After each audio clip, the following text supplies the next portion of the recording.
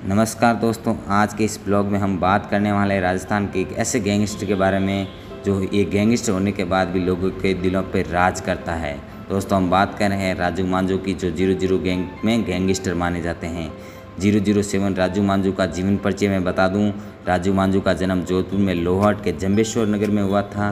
राजी का जन्म विश्नोई समाज में हुआ था। राजू मांझू अपने अंदाज में डांस और गोरक्षा के लिए मानी जाने वाली हस्ती है। राजू मांझू शादी समारोह अपने दोस्तों के सपोर्ट से जाता है, इसके लिए वह पुलिस से चूक जाता है। राजू मांझू ने अपने गायों के लिए एक गौशाला भी बनाई है, जिसका नाम बाबा रामदेव गौशाला के नाम से जानी जाती है। राजू मांझू लॉरेंस बिश्नोई से गठबंधन भी है। ये बात राजू मांझू ने अपने फेसबुक वीडियो भी वायरल किया था। राजू मांझू 007 में कैसे आना, उसका 007 के मुख्य गैंगस्टर श्याम पूनिया और उसके 4 साथी महाराष्ट्र में कोल्हापुर में गिरफ्तार किए गए थे। उसके बाद ये गैंग कमज़ोर पड़ गई थी, लेकिन जब राजू मांझू ने इस गैंग को ज्वाइन किया तब ये गैंग बहुत चर्चा में चल रही थी। अभी 007 के मुख्य गैंगस्टर राजू मांझू हैं। राजू मांझू के अपराध भी बहुत लगाए गए हैं। राजू मांझू ने भोजासर के चांडी गाँव में युवक में गोली मारकर हत्या कर दी और अवैध हथियार भी सप्लाई किए थे। दोस्तों, बता दूं कि 007 गैंग के पूरे राजस्थान में फैली हुई है। हर शहर में 007 के बंदे हैं जो हर गैंग को सपोर्ट करते हैं। आपको जहन में ये सवाल ज़रूर आया होगा कि विश्नोई समाज के ताल्लुक़ रखने वाले ऐसे सेवा प्रेमी गांव का लड़का भला अपराध की लाइन में क्यों आया। बॉलीवुड एक्टर संजय दत्त की वो फिल्म आपने देखी होगी जिसका डायलॉग है, हल्की मुंबई में कोई पुलिस वाला ऐसा नहीं जो नज़र उठा के अपन के साथ बात कर सके। बम्बई पर राज करता हूँ राज, अरे पकड़ने की बात तो छोड़, अपन को कोई टच नहीं कर सकता। आप सोच रहे होंगे राजू मांझू की कहानी के बीच ये संजय दत्त का डायलॉग कहाँ से आ गया। वो इसलिए कि संजय दत्त फिल्म में मुंबई पर राज करना चाहता है। खैर, वह रियल वाली लाइफ अलग है, लेकिन राजू मांझू का सपना जोधपुर के साथ साथ पूरे राजस्थान पर राज करने का था।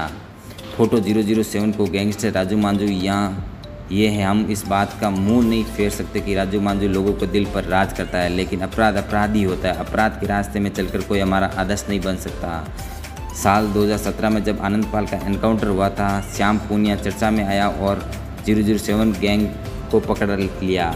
लेकिन जब श्याम पूनिया जेल में चला गया था, उसी दौरान पूनिया को मुलाकात राजू मांझू से हो गई। अब राजू मांझू ने 007 गैंग ज्वाइन कर ली और जब श्याम पूनिया जेल में था तो पूरी गैंग कमान राजू मांझू ने अपने हाथ में ले ली। राजू मांझू का सपना मारवाड़ पर राज करना था, लेकिन उसमें कभी नहीं सोचा था कि किसी के खून से वो अपने हाथ रंगेगा, क्योंकि वह जेल नहीं जाना चाहता था। बाहर रहकर भी राजू मांझू अपना खूब फैसला फैलाना चाहता था, लेकिन होनी को कौन टाल सकता है। अब साल आता है 2018 का। राजू मांझू अपने किसी करीबी के जन्मदिन पार्टी में गया था। पार्टी में जोधपुर का ही सुरेश किलेरी भी आया गया।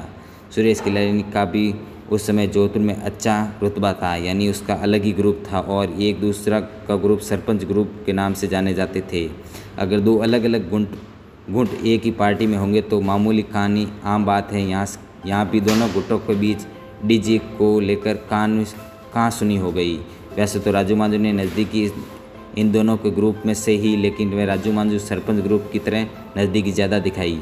पार्टी में तो दोनों गुंटों को समझा बुझाकर भेज दिया गया, लेकिन यहाँ सुरेश किलेरी का मन शांत नहीं हुआ। सरपंच ग्रुप में इस बात को आगे नहीं बढ़ाना चाहता था, इसलिए समझौता करने के लिए सुरेश किलेरी को भोजासर थाने में लक्ष्मण नगर चांडी के गुजर रहे थे तो हाईवे के पास चौराहे पर बुला लिया और साथ में राजू मांझू को भी बुलाया गया। लेकिन सुरेश किलेरी ने दिमाग में तो कुछ और ही चल रहा था। वह 15-20 गाड़ियों को हथियारों के साथ वहाँ आया। हालांकि सरपंच ग्रुप भी अपनी पूरी तैयारी के साथ आया था।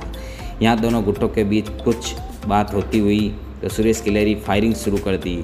अब दोनों की फायरिंग शुरू हुई और थोड़ी ही देर में चौराहे पर गैंगस्टर के रूप ले लिया। इस गैंगस्टर के सुरेश किलेरी मारा गया और अंजाम में सरपंच ग्रुप के राजू मांझू पर आरोप लग गया। अब राजू मांझू को पता चल गया कि उसका जेल जाना तय है। फिर भी राजू मांझू बच के वापस वहाँ से कर्नाटक भाग गए, लेकिन कानून के हाथों नहीं बच पाया। 2018 में कर्नाटक के हुबली राजू मांझू को गिरफ्तार कर लिया गया। अब राजू मांझू को जेल हो गई और उसे समझ नहीं आ रहा है कि क्या करें। फिर उसने सोचा कि लाइफ में बड़ा गैंगस्टर बन जाएं, क्योंकि खूनी स्थायी उस पर लग रही थी। अब राजू मांझू जमानत पर आया और एकदम खुले आम वारसत्व से अंजाम देने लगा।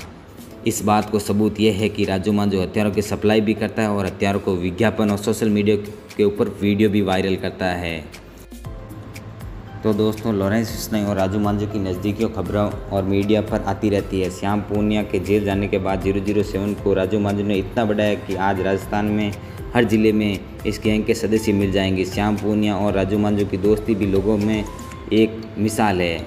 इन दोनों की दोस्ती पर सिंगर रवि बिश्नोई ने एक यारी नाम से गाना भी बनाया। राजू मांझू करीब 25 मामले दर्ज हैं और जोधपुर रेंज के टॉप 10 मोस्ट वांटेड में भी शामिल है। फिलहाल राजू मांझू जेल में बंद है, लेकिन उसके अपराध चालू हैं। जमानत पर बाहर आते ही वो कुछ और नया करेंगे। उन सवालों को जवाब जिन्हें आप 007 के लिए गैंगस्टर राजू मांझू लोड में जानना चाहते हैं। राजू मांझू गैंगस्टर कौन है? राजू मांझू राजस्थान के जोधपुर ज़िले में रहते हैं और वो आपको पूरा बताएंगे। राजू मांझू की लड़ाई या राजू मांझू का दुश्मन कौन है? हाल ही में कुछ दिनों पहले एक शादी में राजू मांझू की लड़ाई के आधार पर कहा जा सकता है कि राजू मांझू का दुश्मन भवरी देवी हत्याकांड के आरोपी विश्नाराम जांगू है। राजू मांझू गिरफ्तार कब हुआ?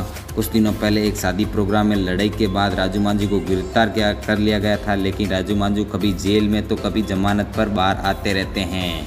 तो विश्नाराम और राजू मांझू के बीच क्या हुआ था? राजू मांझू के बीच और विश्नाराम को रविवार के जोधपुर जिले के तेचू थाना क्षेत्र में गिल्लोपुर के गांव में आयोजित एक शादी समारोह में विश्नाराम और राजू मांझू दोनों गैंग वहां आई थी। एक दूसरे के पीछे जमकर गाड़ियां दौड़ाई और राजू मांझू की पिटाई भी हुई। जान बचाकर भाग गए राजू मांझू और वहां से तेचू थानाधिकारी राजेश कुमार ने बताया कि दोनों गैंग की आपसी दुश्मनी थी।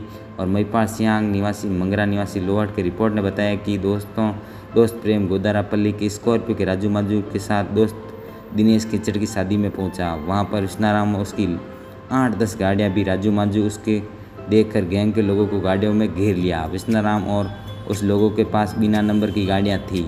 उन गाड़ियों में घेर मेरी स्कॉर्पियो की टक्कर मारी। इस पर वे खेतों में भाग गए, लेकिन विश्नाराम की गैंग ने पीछा किया। आगे तारबंदी आ जाने के कारण गाड़ी छोड़कर भाग गए। भागते हुए राजू मांझू का विश्नाराम के गैंग ने पकड़ लिया। उसमें मारपीट कर जान से मारने की धमकी भी दी। स्कॉर्पियो को टक्कर मारकर पूरी तरह से कुचल दी गई। स्कॉर्पियो को गिलोरकर गांव में विवाह समारोह में राजू की बहुत बड़ी गलती हो गई थी, तो उन्होंने क्षमा भी मांगी और क्षमा उन्होंने नहीं दी। राजू मांझू ने कृष्णाराम जलोड़ के बीच सालों पुरानी दुश्मनी थी, भौरी उपकरण के टाइम की। कृष्णाराम 10 साल तक भौरी प्रकरण में जेल में बंद था। 2.5 माह पूर्ण कृष्णाराम जमानत पर जेल से बाहर आया। बाहर आते ही उसने अपनी गैंग के पुराने साथियों को एकत्रित करने का कर शुरू किया। कल से उन्हें जाहिर उसकी सक्रियता बढ़ गई। कृष्णाराम ने अनुपस्थिति में राजू मांझू को अपना कारोबार काफ़ी बढ़ा दिया। ऐसे में दोनों के बीच पुरानी दुश्मनी फिर भी ताज़ा हो उठी। भौरी को शव को लगाया था ठिकाने। कृष्णाराम ने उसके साथियों को मिलकर भौरी के शव को जला दिया और उसकी राख को राजीव गांधी लिफ्ट नहर में बहा दिया गया।